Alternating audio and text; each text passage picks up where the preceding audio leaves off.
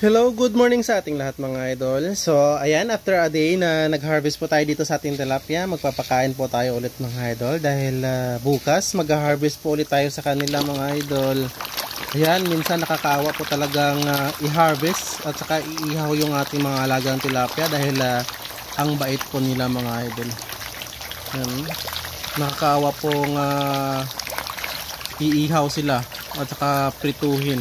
Yung iihaw na buhay pa tapos nasa baga na sila, kawawa talaga. Ayan, pero ganun talaga yung kanilang silbi. Ayan, so after pakain po natin mga idol, magta-top up po tayo dito ng ating probiotics na culture. So daily po talaga yan siya, nagta-top up tayo dito. Ayan, ayan, napakalaki oh. Ayan. Ayan. At saka update din dito sa kabila mga idol sa ating tilapia na maliliit. Ayan.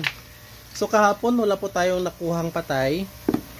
So wala pong patay. Ngayon ay parang may isang patay mga idol. Ito. Yan, malaki-laki na.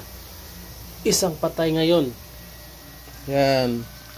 Kahapon walang patay. So nasa 120 plus lang yung ating 220 plus lang yung ating patay dito sa kanila. Yan, at saka itong pakain natin. Yan, ito yung ating unang nabili. Socialis na P2. Yan yung ating pakain. The same time, magta-top up din po tayo dito ng probiotics mga idol. Yan, at saka nagpapakain pa tayo ng ganito mga idol. Itong fry booster. Dahil yung iba masyado pang maliit, hindi pa nakakakain ng mga P2 mga idol. Yan, nahihiya yan sila. Pag medyo malaki-laki na yan sila mga idol, yan, bawat pakain nila yan, magsasalubong yan sa atin. Ngayon kasi kung andito tayo, nagsisink in sila, the same time kung wala na tayo, dun pa sila labas. Ayan, so yun ang ating update dito. Ayan, maybe mamaya magdagdag po tayo ng tubig mga idol dahil yung na-release natin is ganyan na po siya. Medyo malaki-laki na yung nabawas ng ating na-release. Nandiyan po sila ang ating tilapia. Yung ating nakuha pala mga idol ay meron na silang mga itlog. Yan, dahil hindi po 6 rivers yung ating napakawalan dito. Yan, may mga itlog na sila mga idol. Yan, kain lang kayo. Yan. So punta tayo dito sa likod mga idol. Yan. Every morning kasi nagre-release tayo dito ng tubig. Yan, kung mapansin nyo po mamaya mga idol oh. So clear muna yan siya mga idol dahil nga umiikot yung tubig natin dyan mga idol. First na open natin clear. The same time lalabas po yung dumi. Tingnan nyo po. Ayun. Yun. Ang bilis. Ay! Sobrahan nata yung pag-open ko. Yan, ganun lang siya mga idol. The same time, dito sa kabila mga idol. Yan, yun ay galing dito na pan sa mga malalaki. At yung galing po dito sa maliliit mga idol. Yan, ito naman po. So, every morning magre-release din tayo dito dahil dito yung pinaka-source ng sludge at saka ammonia mga idol oh. Tingnan nyo po, clear muna yan siya oh. Clear. Yan, yun ang pinaka-marumi oh. Yan. Yan, clear na ulit. Sorry. Yan, medyo mabaho po yung sludge mga idol. Normal lang talaga mabaho yung sludge. Okay. So yun ang nire-release po natin every morning po mga idol. Yan, para hindi po tayo magkakaroon ng sludge build up at saka ammonia dito. Ayan. So every morning po yan sa mga idol. The same time magta-top up tayo ng probiotics. Yan, so naubos nata nila mga idol. Damihan muna natin ang lagay. Ayan, nakakaubos po sila dito ng mga mahigit half kilo bawat kain mga idol. Ayan, tingnan natin yun pag maubos po nila ulit.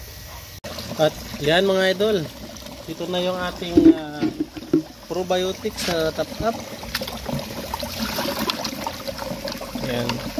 So every morning kumukuha po tayo ng isang ganito mga idol, at saka dinadagdag po sa ating pond.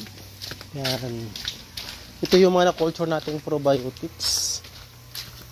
Yan. Dagdag po natin dito. Yan. Same time, isang timba din para sa kabila, doon sa ating mga fingerlings pa lang.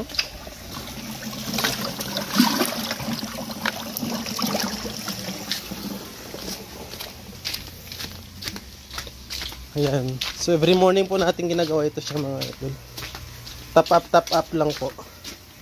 Yan, kumakain na sila oh. Yan. Every morning. Alright. So yan oh, konti na lang yung feeds na natira. Yan. Magdadagdag tayo ng konting tubig. Yan, kasi ilang linggo na tayo hindi nakadagdag ng tubig. Every morning kasi halimbawa kung magbabawas tayo ng tubig, yan, bumababa din dito ng konti-konti hanggang sa makulit na ganito siya kababa from dito. So almost 3 inches ang idadagdag nating tubig. Kasi ito yung level niya, yung may lumot. Yan. Yan, so ubos na po talaga nila mga idol. So ito po yung tubig na dinadagdag natin mga idol. Yan. Yan, para ma-replace po yung mga nawawalang tubig dyan mga idol. Oh. So konti lang po yan siya mga idol, at saka sa magtatanong mga idol kung saan galing yung tubig ko. Yan. So 3 days ago nagpalagay pa ako dito ng bomba mga idol. Yan, dito po. Yan, nagpalagay po ako ng deep well 3 days ago. Yan. Ito na po siya umaandar mga idol. Yan, papunta sa tangke. Din papunta doon mga idol dahil nagpakawala din po ako ng tilapia dito sa RAS system mga idol. Oh. Yan. So ito yung dati kong merong hito mga idol. Yan, naglagay na po ako ng tilapia dito. Yan, nilagyan ko rin ng aerator mga idol. Yan, kakapakain lang po natin ng feeds. The same time, ito po yung kanilang filtration system. Yan. So medyo clear water po yung ating RAS system. Ito yung kanyang mga tubig sa filtration. Ayan. Yan, ito yung mga net dito. Para ma-filter yung mga dumi-dumi kagaya niyan. At saka ito yung mga bato-bato. Yan. So kaya naglagay po ako ng tubig. So 2 tubo may tubig na, pero 5 tubo ang binaon para malinis sa tubig ang makukuha niya mga idol.